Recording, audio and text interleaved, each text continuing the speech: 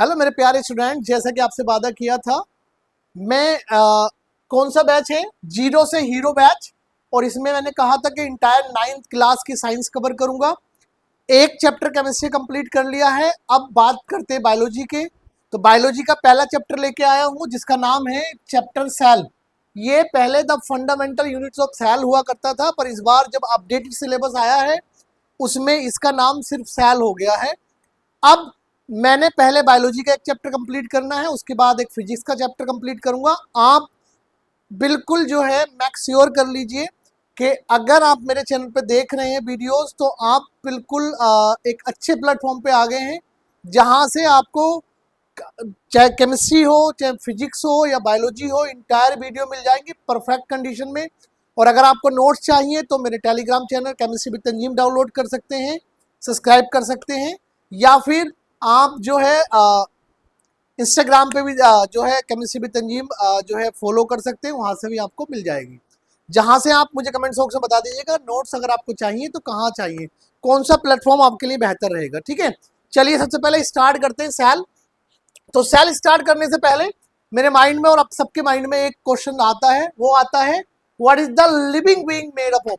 मतलब हम जितने लिविंग बीइंग्स हैं ये कैसे बने हैं, कैसे बने हैं, क्या है हमारे अंदर जिसका कंडीशन है। सबके माइंड में ये क्वेश्चन होगा, आपके माइंड में भी क्वेश्चन होगा।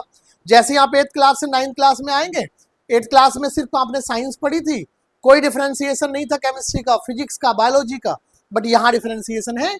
तो सबसे पहला क्वेश्चन हमारे पास माइंड में आता है what is the living beings made up of, कैसे बने होते हैं। The answer is cell. जैसे केमिस्ट्री में स्मॉलेस्ट यूनिट जो सबसे पहले स्मॉलेस्ट पार्टिकल से एटम बनता है, वैसे यहाँ पे खेल रहता है कि हम कभी ना कभी जितने भी लिविंग ऑर्गेनिज्म है वो कभी ना कभी एक सेल, सिंगल सेल थे। सेल से ही स्टार्ट हुआ, सेल से टिश्यू बने, टिश्यू से ऑर्गन्स बने, ऑर्गन से और ऑर्गन सिस्टम बने और फिर ऑर्गेनिज्म बने। और ये पूरी प्रोसेस होती है, ये मैं डिटेल में आपको आगे एक्सप्लेन करूंगा। सबसे पहले our earth is a inhabited by different kind of living organisms who look very different from each other. These living organisms are archaebacteria, eubacteria, protista जिसको अमीबा कहते हैं, फंजाई, प्लांट्स एंड एनिमल्स। ये सारे के सारे the bodies of living organism are made up of microscopic unit जिसको हमने cell कहा। मतलब मीन सिंपल है, आप कोई सी बोर्ड से पढ़ने अगर क्लास 9th में आ गए हैं तो कोई प्रॉब्लम नहीं है। अगर आपकी इंग्लिश में प्रॉब्लम है तो मैं डिटेल में आपको बता रहा हूँ। जो भी अर्थ है उस पर डिफरेंट काइंड्स के लिविंग ऑर्गेनिज्म रहते हैं जिसको हम archaebacteria, eubacteria, protista, amoeba, fungus, plants and animals की डिस्कशन कर सकते हैं। और यही क्या होता है, these are the microscopic units. मतलब अगर मेरी बॉडी में से आप सेल देखना चाहोगे तो दिख नहीं पाएगा क्योंकि सेल से ही बनी पूरी बॉडी है। पर ये जो हमारे पास माइक्रोस्कोप होगी वहां से हम देख सकते हैं इजिली। अभी जैसे आप क्लास 9th में आएंगे, जिस स्कूल में आप पढ़ रहे होंगे, वहां पर माइक्रोस्कोप के थ्रू आपको सेल्स बहुत ज्यादा दिखाए जाएंगे, मोस्टली दिखाए जाएंगे। अच्छा, यहाँ पे 3 वर्ड हमारे पास आए। आर्के जो हमारे पास archaebacteria, eubacteria, protista. What is this, what is these and what is the different of these, इनमें क्या डिफरेंट होता है। तो सबसे पहले एक्चुअली रीजन क्या है, मैंने ऑलरेडी पहले से ही नोट कर रखा है। उसका रीजन ये है कि वीडियो की लेंथ लंबी नहीं होती है, बहुत इजी हो जाती है। अगर मैं यहाँ पे डायरेक्टली लिखना स्टार्ट करूंगा तो वीडियो की लेंथ हो जाएगी, कम टाइम में ज्यादा कंटेंट आपको मिल जाए। That's my aim. ठीक है, अब क्या है, आर्के बैक्टीरिया क्या होता है, प्रोकैरियोटिक होता है, न्यूक्लियस एब्सेंट होता है। एक्सट्रीम इन्वायरमेंट चाहिए जिसमें हॉट स्प्रिंग्स हो या सोल्टी लैक्स दे रखी हो, वहां पर ये मिलेंगे।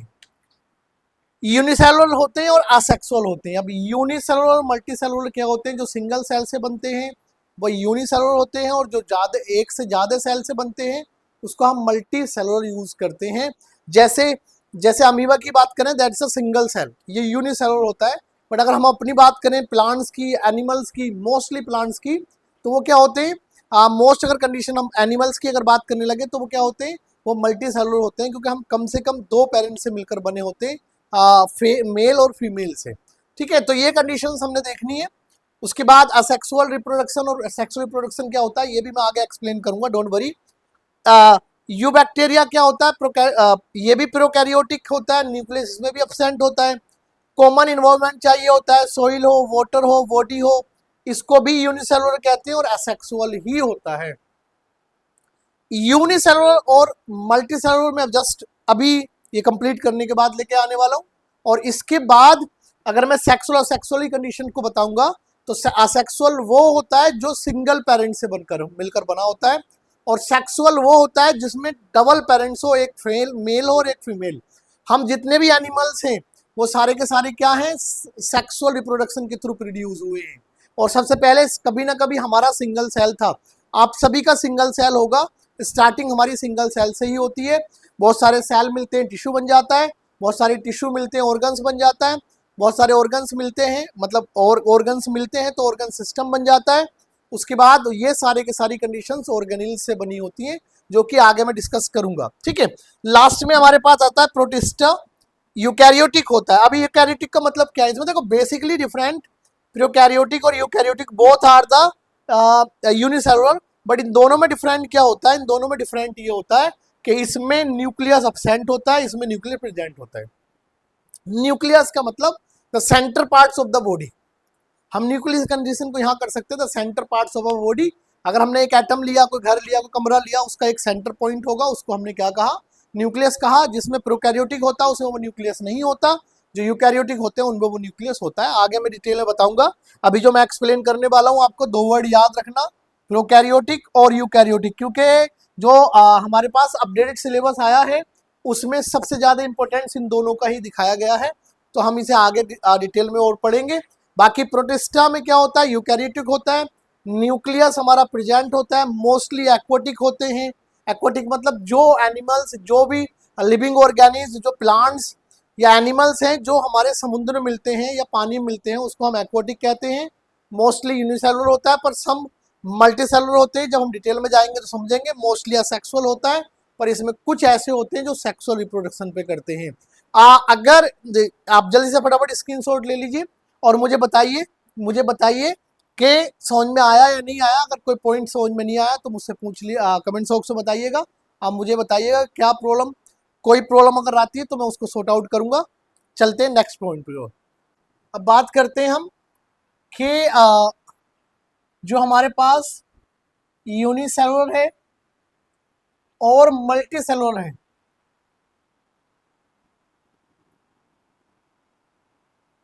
उसमें डिफरेंट क्या है, what is the basic different of this. तो सबसे पहले डेफिनेशन की बात करते हैं। Many organism such as bacteria, bacteria में दोनों आएंगे, यूके बैक्टीरिया और हमारे पास जो ई बैक्टीरिया, दोनों बैक्टीरिया आएंगे, protozoa, amoeba and the yeast consist of single cell. इन सब में सिंगल सेल होता है जिसको हम यूनिसेलुलर कहते हैं, मतलब ऐसी कंडीशन जिसमें सिंगल सेल होता है उसको हम यूनिसेलुलर कहते हैं। और उसके बाद मोर complex organism cold multi cellular, मोर कम्प्लेक्स वाली कंडीशन जो आती है वो मल्टी सेलुलर के लिए आती है। और यूनिसेलुलर में क्या होता है, सिंगल सेल होता है, और मल्टी सेलुलर में क्या होता है, मोर देन वन सेल होते हैं। उसी कंडीशन हमारे पास है। उसके बाद an unicellular organism is a represented by a single cell, ये सिंगल सेल से रिप्रेजेंट किया जाएगा। हमेशा यूनिसेलुलर वो होगा जिसमें सिंगल सेल होगा, और मल्टी सेलुलर वो होगा, multicellular organism a large number of cell, जिसमें एक से ज्यादा सेल होंगे। मतलब अगर मैं बात कर रहा हूँ मार्कर की, तो अगर इसी में कई मार्कर ज्वाइंट है तो मल्टी सेलुलर होगा, और अकेला एक ही मार्कर है तो वो क्या होगा, वो होगा हमारा यूनिसेलुलर।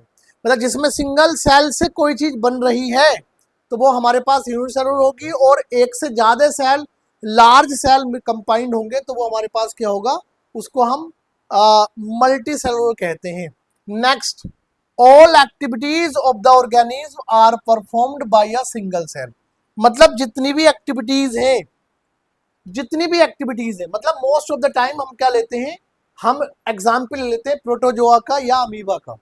अमीबा एक सिंगल सेल है, सारी एक्टिविटीज, सारे परफॉर्मेंस कौन करता है, ये अमीबा ही करता है। इसका स्ट्रक्चर बना के मैं एक्सप्लेन करूंगा आपको, डोंट वरी। अभी फिलहाल आप ये देखिए कि स्टार्टिंग वाले पॉइंट क्लियर हो रहे हैं या नहीं हो रहे हैं। सबसे उसके बाद हम डिस्कवरी ऑफ सेल पे भी आएंगे। अभी फिलहाल इसको समझते हैं। A single cell performs one or few activities of the organism, मतलब अगर एक ही सेल की हम बात करें तो वो कुछ ही या क्या करते हैं, वन एक कर सकती है, कुछ एक्टिविटीज क्या करती है, परफॉर्म कर सकती है मल्टी सेलुलर में। बट यहाँ एक सेल ही सारी एक्टिविटीज परफॉर्म करेंगी। ये अगर आपने ज्यादा एक्टिविटीज यहाँ पे करानी है तो आपको एक से ज्यादा सेल या लार्ज नंबर ऑफ सेल्स को लेना पड़ेगा। सिंगल सेल यहाँ सारी एक्टिविटीज करेगा, यहाँ सिंगल सेल सारी एक्टिविटीज नहीं करेगा। एक कर सकता है, कुछ कर सकता है, वरना ज्यादा करानी है तो आपको ज्यादा सेल लेने पड़ेंगे। Reproduction consume a single cell, मतलब रिप्रोडक्शन का पार्ट्स क्या होता है, मतलब जो भी एनिमल से प्लांट से अपने जैसे न्यू जनरेशन को जनरेट करते हैं, रिप्रोड्यूस करते हैं, उसको हम रिप्रोडक्शन कहते हैं। ठीक है, reproduction it's very important in our life. अगर ये हम नहीं होगा तो कुछ दिनों के बाद पूरी जिंदगी ही हमारी क्या हो जाएगी, खत्म हो जाएगी। तो रिप्रोडक्शन, लोग जाते रहते हैं, एनिमल्स जाते रहते हैं, प्लांट्स जाते रहते हैं, नए आते रहते हैं, तो ये है दैट्स कॉल्ड द रिप्रोडक्शन। उसके बाद यहाँ पर क्या होता है, only some cells of the body called germs called take, या फिर cell take part in the reproduction, other cell somatic cell होते हैं जो कि कुछ भी रिप्रोडक्शन वाले में पार्टिसिपेट नहीं करते। सिर्फ हमारे पास ओनली सम सेल्स होते हैं जो रिप्रोडक्शन में पार्टिसिपेट करते हैं, अदरवाइज बहुत सारे सेल्स हमारे सोमैटिक सेल होते हैं, ऐसे सेल जो इस तरह के फंक्शन में पार्टिसिपेट नहीं करते। नेक्स्ट पे आ जाओ। The life span of an individual is short S unicellular जो होता है उसकी जो लाइफ स्पैन होती है वो शॉर्ट होती है, मतलब बहुत ज्यादा लॉन्ग नहीं होती। और the life span of an individual is long, और किसी एक की यहाँ पर लाइफ क्या होती है, लॉन्ग होती है। अब इस वीडियो में इतना ही। अब जो नेक्स्ट वीडियो आएगी उसमें डिस्कवरी ऑफ सेल और बाकी सारी कंडीशंस को हम कवर अप करेंगे। इस वीडियो में मैंने आपको सिर्फ शॉर्ट बना के इसलिए बताया कि आप एक बार देख लें कि क्या बायोलॉजी की क्लास आपकी सही चल रही है नहीं चल रही है। आपने मुझे कमेंट बॉक्स में बताना है कि आपको ये वीडियो, ये क्लास कैसी लगी। और अगर आपके कमेंट्स ज़्यादा आएंगे तो मैं जल्दी ही नेक्स्ट इसका पार्ट्स लेके आऊँगा। आपको कराना सभी है, पूरी साइंस अपने रेस्पॉन्सिबिलिटी मेरी है, आप टेंशन ना लीजिए।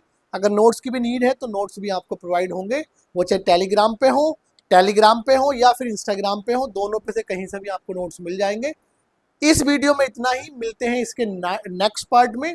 और नेक्स्ट पार्ट बहुत इंटरेस्टेड होने वाला है, तो आप उसका भी इंतजार करिएगा, क्योंकि बहुत अच्छा सेल्स की डिस्कवरी किसने की, पूरी डिटेल में बताऊंगा। क्या रहता है सेल, यूकैरियोटिक क्या होता है, प्रोकैरियोटिक क्या होता है, ये सारी डिस्कशन हमने बहुत डिटेल में करना है।